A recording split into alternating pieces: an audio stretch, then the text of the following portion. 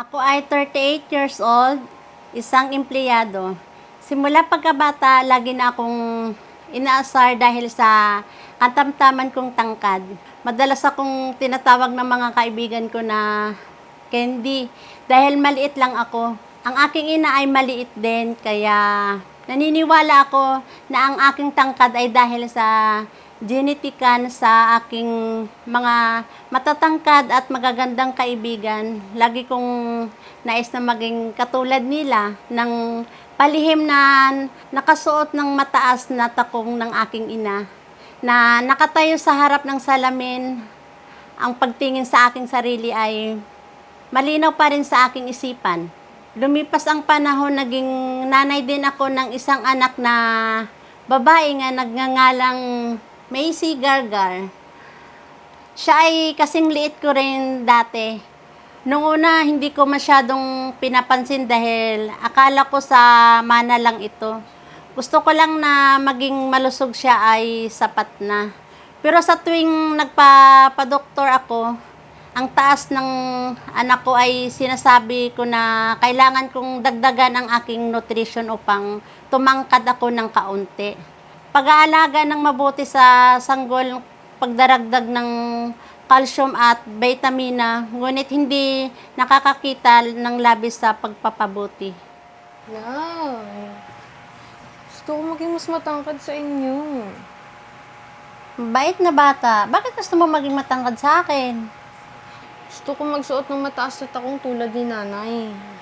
Macy, bata ka pa, hindi maganda sa bata ang pagsusuot ng high heels. Hayaan mo, bilihan kita paglaki mo. Hanggang isang araw, nakatanggap ako ng tawag sa telepono mula sa aking guro na pinapaalam niya sa akin na ang isang pagsusuri sa kalusugan sa paaralan, natuklasan ng aking mga kaibigan na naglalagay ako ng tila sa aking sapatos upang tumaas ang aking sentimetro.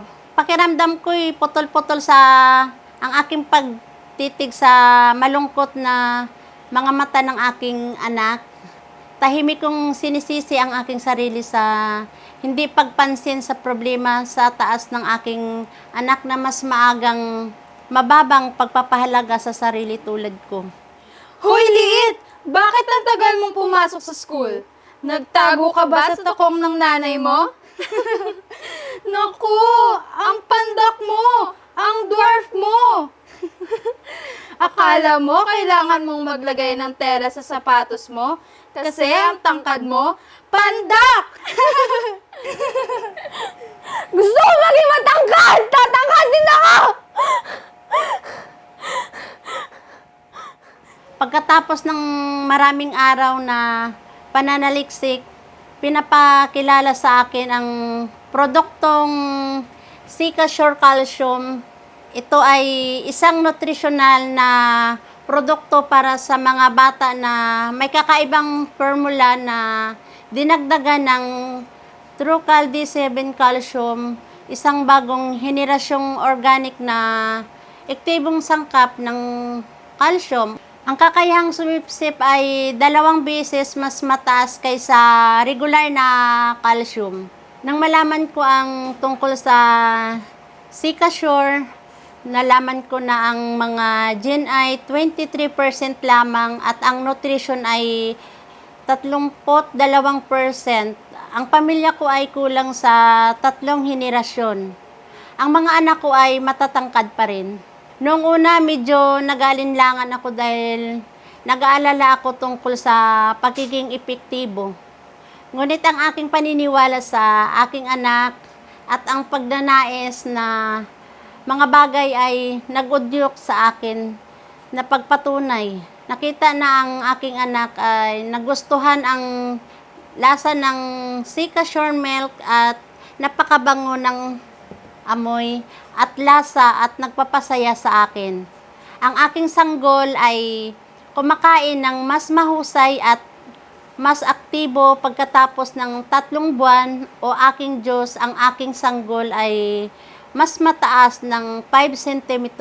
Tunay na himala na makita siyang lumaki ng masaya at may kumpiyansa na makikipaglaro sa kanyang mga kapantay. Ang lungkot sa mata niya ay napapalitan ng ngiti. At pagkatapos, sumambulat ang kagalakan ng pagkatapos ng 6 na buwan, paggamit ng Sikasure Calcium, ang aking anak na babae ay malinaw na tumangkad. Sa ika-6 na baitang siya ay nasa taas na 1 meter 65. Siya ay mas matangkad, mas kumpiyansa at mas aktibo. Ang mga sapatos na nilagyan ng tela ay hindi na ginagamit, ngunit pinalitan na ng mas malaking sapatos. Ang Sikasure Calcium ay hindi lamang nakakatulong sa iyo na pabuti ang iyong taas, ngunit nagdudulot din ng mas mabuting kalusugan. Mas madalas kang magkasakit, lumakas ang iyong immune system at makakasali ka sa maraming masayang aktibidad kasama ang mga kaibigan. Pagtingin sa aking anak, habang lumalaki ako at kumpiyansa, labis akong natuwa at pinagmamalaki.